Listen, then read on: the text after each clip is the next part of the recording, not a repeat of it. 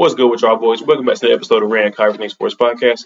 Today I'm here to break down my top 10 NFL teams going into Week 16. Now, there's a lot of movement, a whole lot of shifts, a whole lot of disappointments. But for my number 10 spot, I'm going with the Cleveland Browns. This Browns team is currently 9-5 and second in the AFC North. And they signed Joe Flacco to a one-year, $4.5 million paycheck plus incentive. So, like if they make the playoffs, they'll win the first round, second round, a Super Bowl, things of that nature. People get paid even more. So I love the fact they did sign this quarterback because this team is too good to go to waste. This team is just too good to go to waste. They had a close, tough win against the Bears. Flacco did have his worst game, throwing 3 interceptions and a pick six. But like I said, he's the best they're going to get, and especially for that cheap, you have to sign him. So I do expect them to play better, and their defense is still probably the best defense in the entire league. And they do also have a kind of tough schedule with the Texans, Jets, and Bengals. The Texans are a must-win most. It's going to be a very tough, gritty win. I'm not sure where that game is at, but that's going to be a tough game. The Jets will be tough just because the Jets have such a tremendous defense, and the Bengals are going to be tough because Jake Browning has been playing unbelievable. But I love the Browns at number 10, and I'm super happy that they were able to keep Joe Flacco on a relatively cheap deal. For my number 9 team, I'm going with the Los Angeles Rams. This Rams team is currently 7-7 and second in the NFC West. They continue to play well. They really are. They're coming off a pretty good win against a pretty good Washington Commanders team. Well, not pretty good. Pretty solid, pretty mediocre Washington Commanders team. And Kupp had 8 catches for 111 yards and a touchdown. And Puka Nacua had 5 catches for 50 yards. And Kyren Williams was dominant on the ground with over 130 rushing yards. So I really do love this team. And I do think this is Sean McVay's best coaching job he's had. I mean, besides for maybe taking that team to the Super Bowl, not the second time, but their first time where they lost to a good Patriots team. This is probably his best coaching job. Their last 3 remaining games consist of the Saints, the Giants, and the 49ers. So they have a pretty tough next 3-game stretch. And this team, they're currently 7-7, but I would love to see them finish 9-8. That's probably the most likely scenario. The Giants are going to be a relatively easy win, but the Saints and the Niners are going to be super tough, especially that Niners team. For my number 18, I've got the Miami Dolphins. This Dolphins team is currently 10-4 and first in the AFC East. This Dolphins team is coming off a dominant win against the lousy Jets team, winning 30-0. I think the fact that they were able to put up 30 points really speaks volumes to their explosiveness on offense, and that was without the most explosive player in all of football right now with Tyreek Hill. So I love what they were able to do. Mostert continues to play well. The rookie out of Texas A&M, Devon Achane, continues to play well. And Jalen Waddle probably had his best game of the year so far. So I love what they were able to do there. But they have a huge, I want to say must win, especially for morale and spirit-wise, against a good Cowboys team. So I don't expect them to win this game. I don't. But the remaining schedule consists of Dallas, like I said, then at Baltimore, and then first Buffalo. So I actually do think this team will finish 10-7 and definitely drop from the first in the AFCs. I do think that Buffalo will take over them, but nonetheless, they have a tough road ahead of them. For my number 17, I've got the Detroit Lions. This Lions team is currently 10-4 and first in the NFC North. This Lions team is coming off a monster win against a pretty solid Denver Broncos team, winning 42-17. A pretty good game. Jared Goff had 5 touchdowns in that game. Gibbs over 100 yards on the ground, and David Montgomery had 85 yards on the ground. So they had a very balanced offense because St. Brown still had 112 receiving yards and a touchdown. So this team is very balanced. I mean, we see what they're able to do at home. I think they're so good at home because they're able to control the weather environment because Jared Goff plays excellent inside of that dome. Now, when he gets out of that dome into inclement weather, he does tend to struggle. He has smaller hands. He's not able to really get the ball to his playmakers how he wishes he could.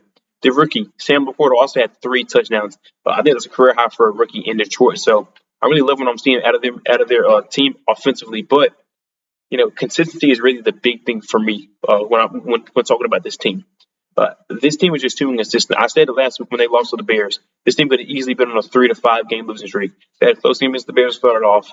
They scraped by the Chargers in a very tough shootout by 4th down conversions, and then they did end up losing to the Green Bay Packers on Thanksgiving Day. So this team could have easily been 8-6 or maybe 9-5, but they were able to win most of those games. So I'm going to keep them at 7, but I need to see them be more consistent. For my number 6 team, I've got the Philadelphia Eagles. This Eagles team is currently 10-4 and first in the NFC East.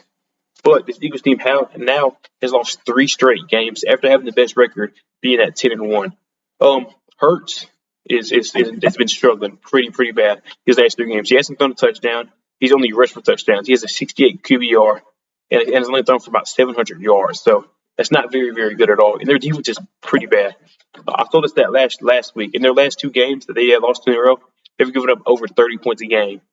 And they did lose to a backup in Drew Lock, who wasn't playing very well in bad weather. So this was one of them games where the Cowboys usually win. And pretty much the last 3 games have been those games, except for the Cowboys and the Buffalo Bills game, because they just got outright destroyed in both those games. Or not the Bills, but the Niners game. But in their schedule is, but the one glowing point for them is their schedule does get a lot easier and a lot lighter. They go play versus the Giants, and they play the Cardinals, and they play at New England again, or at New York again. So they're going to be a 13-4 by the end of the season. But if they do lose one of those games and the Cowboys win out, then that's going to make their road to the Super Bowl much more difficult. For my number 5 team, I've got the Buffalo Bills.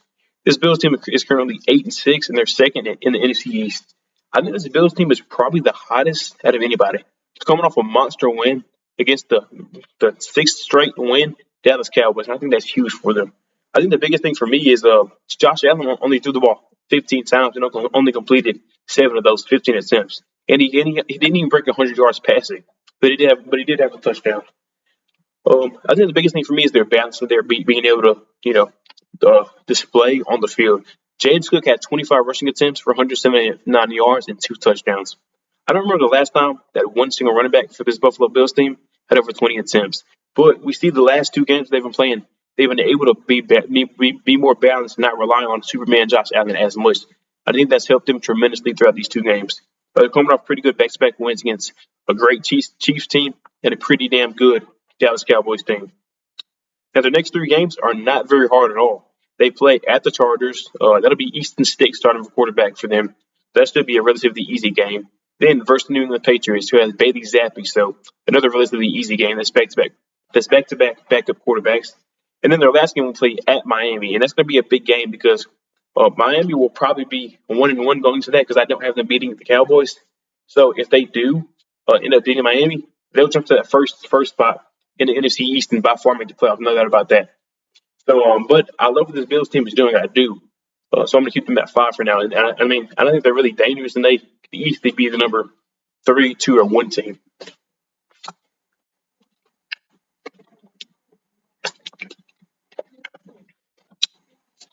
For my number 4 team, I have the Dallas Cowboys. The Cowboys are currently 10-4 and second in the NFC East. Now, this Cowboys team, I don't want to say this, but after that game last week, it's hard not to say that this team isn't looking like the same old Cowboys. This team is currently 1-3 against teams who are above 500. And that one game came against the Eagles. So I'm not sure how to feel about this team in total because we've seen this story before.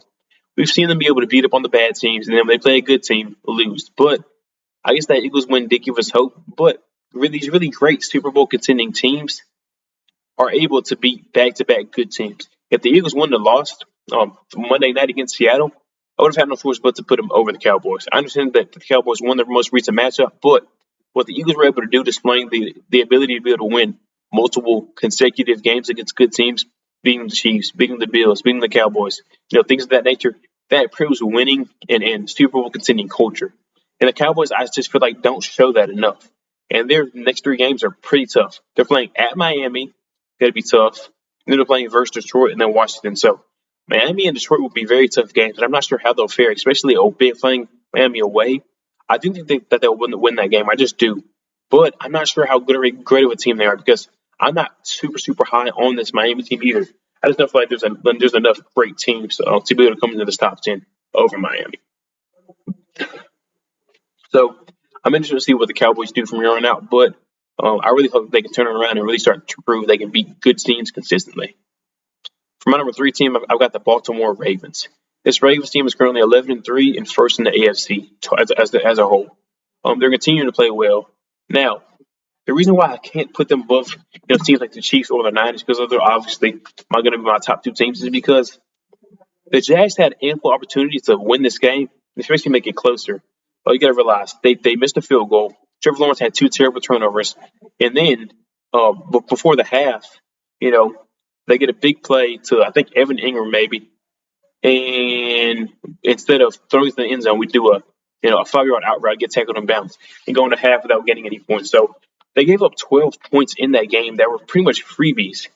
But you can't really blame the Ravens for that because the Ravens capitalized on pretty much all their opportunities. Now Lamar did have a bad pick in the first half, but he's still playing tremendous football. He really is. He should be spoken about in the MVP conversation a little bit more than he is.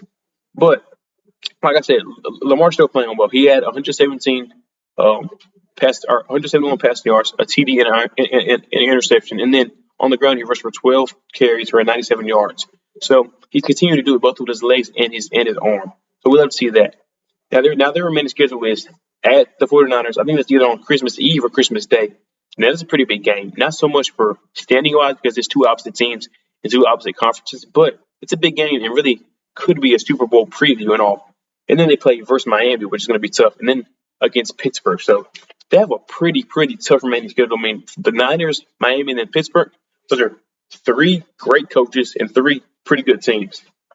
So I'm going to keep the Ravens at number 3, but they haven't really proven themselves to me, winning consistent games and playing just so consistent. I really like that. For my number 2 team, I'm going with the Kansas City Chiefs. The Chiefs are currently 9-5 and first in the AFC West. This team needs to find their rhythm. They just do. I really do love what Rashee Rice has been doing. He went over 100 yards and had a touchdown in 9 catches last week. So I think that's huge. But Kadarius Toney continues to be a problem with the drops. But the thing about it is he's so dynamic when he is able to receive that ball, whether it's receiving, swing passes, deep passes, mediocre routes, or long balls. When he does catch the ball and obtain the ball and really get to a true runner of the football, he's dynamic. I mean, we saw it just last year, or not even last year, a couple months ago in that Super Bowl game. He had the longest punt return in Super Bowl history. Then he had another huge play when he caught the touchdown. So Kadarius Toney, he's a solid player. He's a good player. He is going through a little bit of drops, but since their schedule is so weak, they're playing the Raiders, the Bengals, and the Chargers.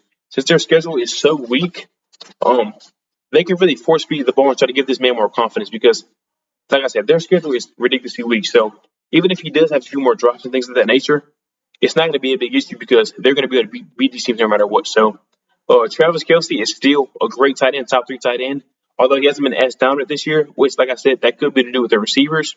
I still expect a lot out of him, no doubt about that. And I do think that he'll be able to give it to us. So I think the main thing with this Chiefs team is to find a rhythm their next 3 games because they are relatively easy. Their toughest game is against Jake Browning. And don't get me wrong, he's been playing well, but at the end of the day, that's not Joe Burrow. That's not the big dominant team that the Bengals how we thought they would be at the end of the year. So I expect them to try to get KT more confidence and overall this offense more confidence because their defense is still playing extremely well. So for my first team, I think it's unanimous at this point. I have the San Francisco 49ers. This Niners team is continuing to play well. They have maybe the best overall player in football right now, Chris McCaffrey, in my personal MVP vote. I don't see how you can give the guy who's not even the best player on his team MVP. He's not even the second or third best player on his team. But when you have that much talent around you, and Debo, Ayuk, Kittle, Trent Williams, Nick Bosa, Chase Young, Travis Ward, Greenlaw, Warner, Chris McCaffrey, you don't need to be that great. And I think that Brock Purdy's really mastered at not trying to do too much and letting the game come to him and hitting his open guys and getting the ball to his playmakers. He's been excellent in doing that. I think that's why he is the MVP frontrunner. Whether I think he deserves to be or not, he is. And you don't get there by mistake. Now, this 49ers teams, their remaining schedule is not too difficult, but it's also not very easy at all. Like I said, they play versus the Ravens on Christmas night. And then they go to Washington to play the Commanders. That should be an easy dub. And then they play the Rams at home. So the Ravens, super tough game, and the Rams, super tough game. But the good thing for them is they're both home games. But, this Niners team is basically looking like a Super Bowl favorite, and they are. And I think they deserve to be. And I think that they will beat the Ravens, and I do think they will go into the playoffs, 14-3, and be the 1 seed in the whole NFC. So that's my top 10. I appreciate y'all for watching. As always, tune in next time. Peace.